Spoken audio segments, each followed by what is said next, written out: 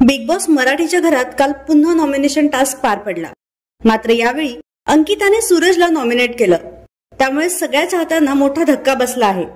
मागच्या वेळी देखील तिने डीपी दादांना नॉमिनेट करत चाहत्यांना धक्का दिला होता. मात्र आता अंकितावर प्रेक्षक चांगलेच भडकले आहेत. भाऊ भाऊ म्हणते आणि भावाच्याच मानगुटीवर बसते. वा, काय खेळते. आपल्याच टीम मेंबरच्या चुका दिसतात हिला. बहीण आहे की वैरीण आहे, भाऊ म्हणते आणि नॉमिनेट करते. शेवटी तू सुद्धा सूरजच्या भोळेपणाचा फायदा घेते.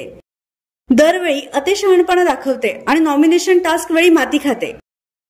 अंकिता सूरजला राखी बांधते व म्हणते ही स्पेशल राखी आहे, मिक्स करू नको इतर राखी बरोबर. अशी बहीण डबल ढोलकी असते का, नॉमिनेट करते भावाला. अशा प्रतिक्रिया देत प्रेक्षकांनी अंकिताला ट्रोल केलंय.